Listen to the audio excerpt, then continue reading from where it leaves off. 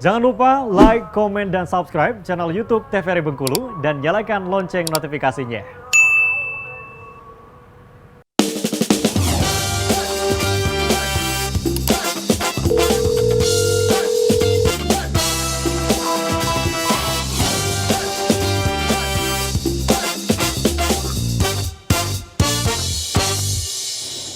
Terima kasih pemirsa, Anda masih setia bersama kami di Dokter Kito Bersama Kita Sehat. Ini kita masih membahas mengenai faktor risiko serangan jantung. Mungkin melanjutkan lagi dok ya, mengenai mengapa sih kalau kita darah tinggi harus tetap minum obat secara berterusan. Saya lanjutkan kembali, tadi kalau darah tinggi suatu proses panjang. Yang kedua, kalaupun kita sudah bagus, apakah kita boleh menghentikan obat? Tadi dokter bilang 90% penyebabnya di dalam, bukan dari bakteri, virus. Kalau kita minum antibiotik sembuh terus kita nggak minum lagi. Ini enggak. Kali kalau kita stop obatnya, tekanan darah akan naik kembali.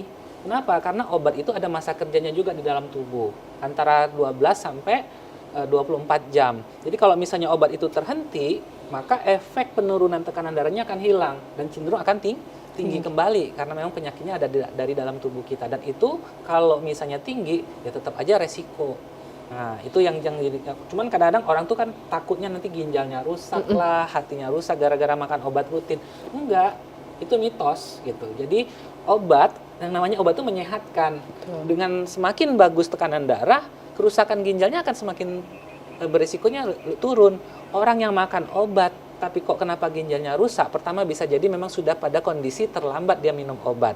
Yang kedua, kalaupun dia minum obat, target untuk penurunan tekanan darah, gula darahnya itu nggak tercapai. Jadi orang makan tapi tekanan darah masih 180, 160, pasti akan rusak tetap ginjalnya. Jadi itulah harus dikonsultasikan ke dokter yang ahli bagaimana bisa menurunkan tekanan darah untuk mencapai kesehatan yang lebih optimal. Mungkin boleh di akhir dok ya, mengenai pencegahan dok sedikit kita bahas aja. Oke, nah kalau kita lihat di sini, boleh, dok? Kita bisa lihat ya, jadi saran saya untuk menghadapi resiko penyakit kita harus cerdik. Nah, cerdik itu apa? Pertama kita cek kesehatan secara berkala. Ya, jadi usia-usia sudah 40, sebaiknya walaupun nggak ada keluhan kita cek. Kemudian kalau masih merokok, berhenti deh ya, enyahkan rokok ya. Jadi jangan merokok ya. Kemudian R, ya, rajin melakukan aktivitas fisik, olahraga yang teratur 3-5 kali dalam seminggu, rata-rata 30 menit. Ya, apapun itu, bergerak, tubuh kita bergerak akan baik. Kemudian D, ya, itu diet yang sedang dan seimbang, diet yang sehat dan seimbang. Artinya tidak banyak makan junk food, lebih banyak makan sayur dan buah-buahan, ya, tidak mengandung kolesterol atau lemak yang tinggi. Istirahat yang cukup untuk menghindari stres. Jadi tidur juga harus berkualitas di sini. Jadi penting jangan begadang dan lain-lain, kira-kira seperti itu. Dan kelola stres. Stres itu nggak bisa dihindari. Setiap hidup buka mata kita pasti ada stres, tapi harus kita bisa manage dengan baik. Macam-macam, mulai dari pendekatan spiritual maupun bagaimana kita mendewasakan diri. Hal-hal yang remeh-temeh nggak usah harus terlalu dipikirkan ya, karena kadang-kadang netizen ya zaman sekarang apa-apa sedikit masuk di medsos, akhirnya stres sendiri ya gitu. Itu hal-hal yang sebenarnya perlu kita kelola deh, hal-hal seperti itu. Memang tadi memang ada banyak sekali dok ya faktor-faktor risiko, tapi sebaik mungkin kita lebih baik mencegah dibanding kita mengobati. Ini mungkin boleh di akhir dok kita kasih pesan ke pemirsa nih dok. Ya, jadi pertama tadi ya, kita harus bisa ya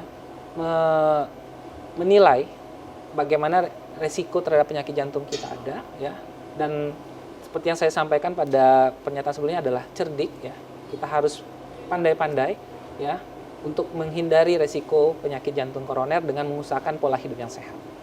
Dokter Elsa, ada dok untuk closing kita hari ini dok? Ya, pesannya kurang lebih sama ya sama Dokter Ismir. Jadi kita sekarang ini coba untuk men-screening diri masing-masing, menilai diri masing-masing tentang faktor resiko. Ada yang memang didapat, yang tidak bisa diubah, atau yang bisa diubah. Dan ayo lebih proaktif lagi untuk mencek kesehatan, baik di puskesmas, di klinik, maupun bisa di rumah sakit. Karena yang dokter tadi bilang kayak hipertensi, diabetes, itu kan sebenarnya bisa di-screening lebih awal, dan dianya itu memang tidak bergejala, jadi bisa datang ke fasilitas kesehatan terdekat. Kalau kita mau cek itu dok, ada waktu-waktu tertentu nggak dok untuk di fase satunya dok?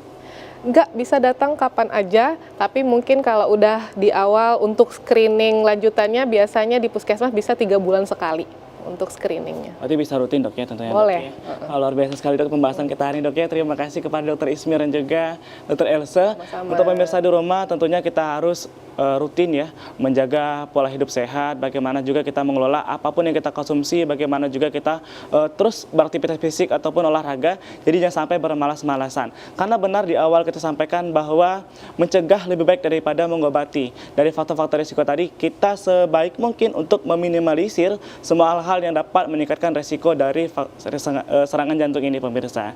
Dan pemirsa, terima kasih sudah menyaksikan dokter kita hari ini, dan sampai jumpa nanti di episode selanjutnya. Akhirnya saya Randy Supriyadi mewakili kerabat kerja petugas mohon pamit undur diri. Terima kasih dan sampai jumpa.